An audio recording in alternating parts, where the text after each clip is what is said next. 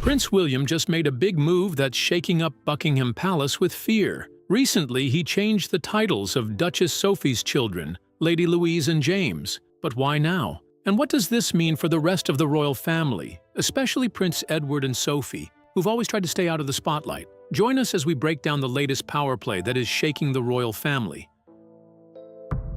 Prince William's bold move. There is no doubt that Prince William is the apparent heir to the throne, but the thing is that he isn't waiting for the crown to start acting like a king. Although King Charles is still in charge, but William has been quietly making arrangements for the future of the royal family. And recently, he decided to change the royal status of Lady Louise Windsor and James, Earl of Wessex.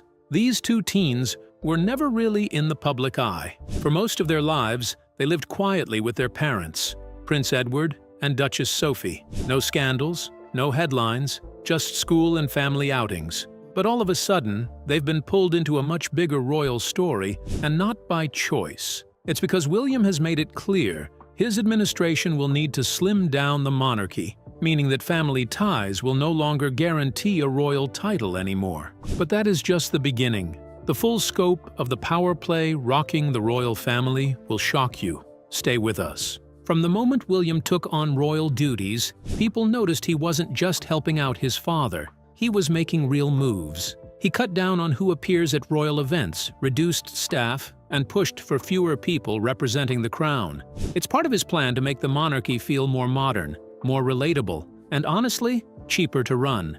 He wants people to look at the royals and see value. That brings us straight to Louise and James. Under old rules, both of them technically have the right to be called Her Royal Highness and His Royal Highness. Their father, Prince Edward, is the king's younger brother. That would normally mean they're full royals. But William doesn't see things that way.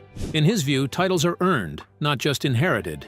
And he doesn't want two more working royals on the books unless they're needed. So what's he doing? Prince William is taking steps to block any move to give them those full titles. He's not making a big public statement about it. The message is being sent through actions, not words. There's no announcement, no official handover. But insiders say William has told his team to keep the working royal circle small, even after he becomes king. This kind of move might sound simple, but inside Buckingham Palace, it's shaking things up. There's a strong tradition of honoring family lines, even when some members don't take on big public roles. But William sees that as old thinking. He doesn't want to repeat the mistakes of the past, where too many royals were paid or supported by the public but didn't do much in return. And for William, there's something else at play, which is public trust. Remember that over the past few years, royal scandals have made headlines. For instance, Prince Andrew's downfall, Harry and Meghan stepping away, and even criticism over how money is spent. William wants to show the public that he gets it, that he understands this is a new era, and people want change. So he's making that change, one step at a time. Now, with William's latest development, Lady Louise and James are in an awkward spot. They've done nothing wrong. They've followed the rules, stayed out of drama, and even helped out at events here and there. But now they're being used as an example, a quiet way for William to draw a line and say, this is where the royal circle ends. However, it doesn't end there. Some people in the palace are not happy with William's plan for the monarchy. According to royal insiders, some say William is moving too fast, that he's shutting out young royals who could be helpful in the future. But William doesn't seem too worried about that. He sees the future monarchy as tight and focused, not 15 royals on the balcony waving, not cousins and second cousins with titles and duties. Just a small, hard-working group that the public connects with. Amidst disapproval, some praise William for being forward-thinking, while others feel a bit sad for Louise and James, who now face a future that's kind of uncertain. The trending question about them is, will they be royals, in name only? Will they ever take on duties? Or will they just be private citizens with royal blood? Keep watching, because we are about to reveal something shocking about the royal family. Right now, it looks like William wants to steer them toward private lives. He doesn't want them dragged into the public role unless necessary. And that means no royal titles, no big announcements, just a quiet shift in status that says a lot about the kind of king William plans to be. And to be honest, Lady Louise Windsor and James were never the kinds of royals that sought public attention, and that's what we're looking at next. Lady Louise Windsor and James. Right from the day Lady Louise Windsor and James, Earl of Wessex, were born, they have royal blood, not by title. Their parents, Prince Edward and Duchess Sophie, made a very specific choice. They wanted their children to grow up without the weight of royal status hanging over them, and for the most part, it worked. Compared to other royals, Louise and James didn't live in palaces or get flashy media attention. They grew up in a countryside home in Bagshot Park, surrounded by school, horseback riding, and weekend trips. They weren't paraded at royal events or given headlines like their cousins, Prince George, Princess Charlotte, or even Prince Harry. The scariest thing about these royals was that most people didn't know what they looked like until they were teens. It was not a coincidence at all. It was part of Sophie's plan for her children. Recently, during an interview, Sophie made it known to the media that her children I hope to be able to see the baby sometime soon, but no plans as yet. Have titles if they choose to use them, but they are bringing them up with the expectation that they will most likely have to work for a living. That one quote said everything. Sophie and Edward didn't want their kids raised as working royals. They wanted them to live real lives, with real jobs, without the spotlight. Louise especially stayed under the radar, even though she occasionally appeared at family events, like walking behind Queen Elizabeth's coffin during the funeral procession, but she kept her life private. In 2021, when she turned 18, she was finally given the choice to start using the title Her Royal Highness Princess Louise of Edinburgh, but her response will shock you. Although there was no grand statement, just a decision made in private, confirming she wanted to keep the low-profile life her parents gave her. People respected that. It showed maturity. Remember, Louise had grown up close to the Queen, even sharing a love of horses and carriage driving with her. But when it came time to decide, she stepped away from royal life, not toward it. Now that you already know Lady Louise's stand, we are sure you'd be wondering about James. Well, James hasn't faced that moment yet, but it's coming. At some point, likely when he turns 18, he'll be asked the same question. Does he want the title? Will he become a prince and start stepping into the public role that comes with it? Right now, no one knows what he'll choose. He's kept an even lower profile than Louise. He rarely speaks publicly and is only seen during major royal events. But his future is already being discussed in royal circles, especially now that Prince William is tightening the royal circle. That makes James's decision even more complicated. The public, though, seems to love the way these two were raised. A lot of people say it's refreshing to see royal kids growing up more like regular teenagers. No royal drama, no huge headlines, just a calm, private life. It's a big contrast to the media chaos that has followed Prince Harry, Meghan, or even the young Cambridges. But here's the tricky part that will shock you. Turning down a title doesn't just mean staying out of the spotlight. It also means saying no to royal funding. The royal family is funded by three main revenue streams. If Louise or James were to step into full royal roles, they'd be expected to do public duties, appear at events, and become full-time working royals. That would come with security, media attention, and yes, money. But it also means losing your privacy, and that's a big trade-off. Duchess Sophie made it clear early on that she and Edward didn't want their kids growing up feeling entitled. They didn't want the crown to be a safety net. That's why they gave them the chance to decide for themselves, rather than forcing them into royal life. Even without Her Royal Highness in front of their names, Louise and James are still part of the royal family. They'll always be in the public eye to some extent. And now that Prince William is stepping up and making changes behind the scenes, it puts even more pressure on them, especially James. Will he follow in his sister's footsteps, or will he take a different path? What's also worth noting is how rare this situation is. Most royals don't get the chance to choose. Titles are usually automatic, passed down from birth. But Louise and James are part of a newer, quieter wave of royal kids who grew up knowing that the world was changing. and that the royal family had to change with it. Louise has already made her choice. James is next, and depending on what he decides, it could say a lot about how younger royals view their place in today's world. We've seen how Prince William is trying to modernize the monarchy. Now we're seeing how that vision is playing out in real time, with two young royals caught right in the middle. And while they may not be front-page news every day, their next steps could quietly shape the future of the royal family. It's a bold move, and one that shows William isn't afraid to challenge tradition.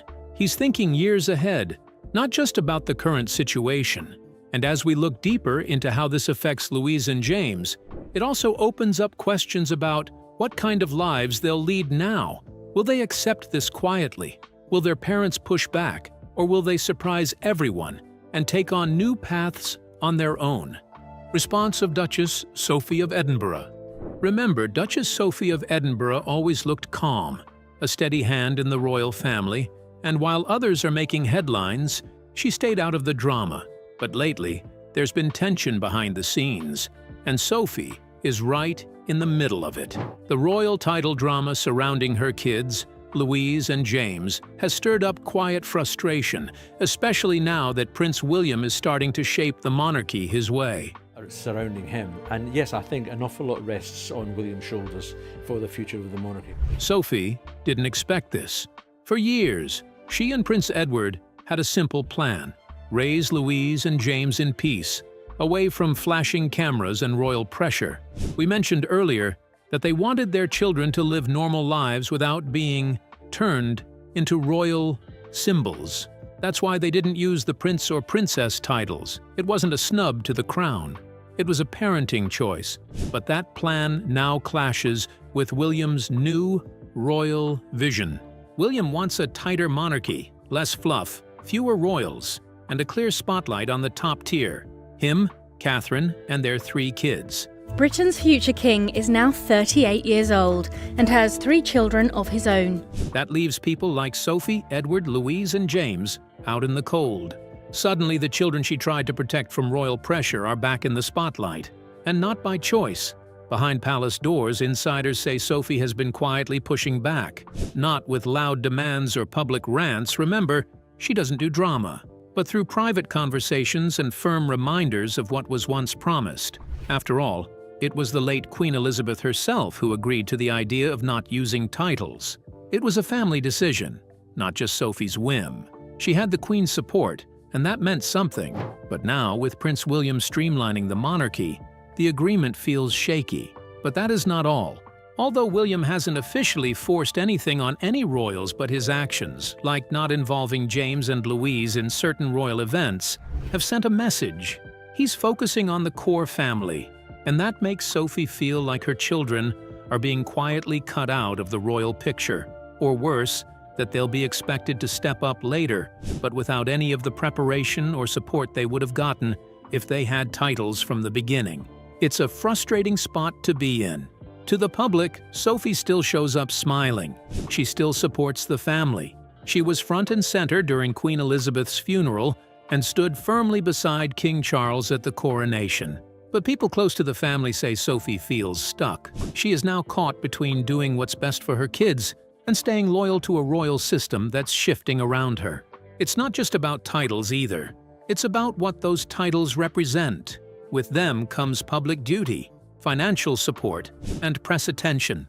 Without them, you're expected to be silent, grateful, and out of the way. But that doesn't sit right with Sophie, not when her children are still blood royals. They're grandchildren of the Queen. Why should they be treated like outsiders? Sophie also understands the pressure William is under. The monarchy has faced non-stop criticism in recent years. Between Harry and Meghan's exit, Andrew's scandal, and growing questions about royal spending, William is trying to clean things up. His answer is to go smaller, cleaner, and modern. That might make sense for headlines, but it's hurting people like Sophie behind the scenes. She's not asking for power. She's not trying to turn her children into the next big royal stars. All she wants is fairness and clarity. Will Louise and James be part of the family or not? If they're out, let them live in peace. If they're in, give them the tools and titles to do the job right. But right now, they're caught in between, and Sophie feels the weight of that every day. There's also a personal side to this. Sophie has always been one of the most loyal royal wives. She didn't write books, do interviews, or chase fame. She stayed close to the Queen, visited charities, and carried on quietly through every family storm. She's earned trust, but now she's watching as her loyalty seems to be overlooked. And while she would never say it out loud, people who know her say she's hurt. Hurt that her children are being treated like second-class royals. What makes this situation even harder is that Sophie's family is deeply tied to the crown. Prince Edward was given the Duke of Edinburgh title, a huge honor once held by Prince Philip. That should have lifted their status. But instead, it's brought more questions. Why give Edward such a historic title if his kids are being left behind? The struggle now is finding a balance. Sophie wants to protect her children's freedom, but also their place in the family. William wants a smaller monarchy, but without hurting loyal members. Somewhere in the middle, something has to give. As we move forward, all eyes are on what comes next for James. Will he accept a title, step into a public role, and shift the family dynamic again? Or will he follow Louise's quiet path and leave Sophie holding the line alone? Keep watching as we break it down. Royal Dilemma. Lady Louise and James's children. Remember, Lady Louise and James, Earl of Wessex, were never meant to be in the spotlight. But now, all eyes are on them, and the pressure is growing. With Prince William changing the royal landscape and choosing who fits into his version of the slimmed-down monarchy, Louise and James are facing a personal crossroads. The royal future isn't just about crowns and ceremonies anymore, it is about choices. And for these two young Windsors, the choice between duty and normal life isn't as simple as it sounds. When Louise was born, she had a serious eye condition called esotropia, where the eyes don't align properly. It made early appearances difficult, and she even had to undergo surgery more than once to correct her vision. This kind of personal health battle wasn't splashed across tabloids or dissected on talk shows. It was quietly handled by the family, especially by Sophie, her mother, who was determined to protect Louise from the chaos of royal life. Precisely. Yes. And I think having those times together in the summer allows those relationships. I mean, we're a lot more fortunate. As she grew up, Louise found her confidence through horses. Her love for carriage driving, something she inherited directly from her grandfather, Prince Philip, made her stand out. It wasn't just a hobby, it was a connection to someone she deeply admired. At royal events, like the Royal Windsor Horse Show, Louise started getting noticed not for what she wore, but for her skills, her grace, and how much she reminded people of Philip. That bond helped shape her public image, not a typical royal, but one with deep roots and genuine interests. That's not all. She's also had her share of big public moments, walking behind Queen Elizabeth's coffin during the funeral procession, attending major family events, standing quietly at attention when the cameras were rolling. Each time she carried herself with quiet strength, not seeking the spotlight, but still stepping up when needed. At 16, James the Earl of Wessex has already shown signs that he may lean into his royal role more than his sister did. He's made more frequent public appearances alongside his parents, including events like the Commonwealth Games, the Easter Sunday service, and the Queen's Platinum Jubilee. Quietly, but steadily, he's being seen, and people are noticing. There's a theory floating around among royal watchers that James might become one of the next generation's full-time royals. Behind the scenes, sources say he's being prepared. His father, Prince Edward, has reportedly been easing him into the idea of public service. And given that Edward now holds the Duke of Edinburgh title, a title tied to service, leadership, and tradition, do they want to live normal lives with privacy and freedom, or step into the family business with cameras, critics, and lifelong duty? It's a tough call, especially when you've grown up in between both worlds. Louise and James aren't like William or Harry, who were raised knowing they'd be front and center. But they also aren't like the distant royal cousins who get to disappear into private lives without a second thought. They're right in the middle.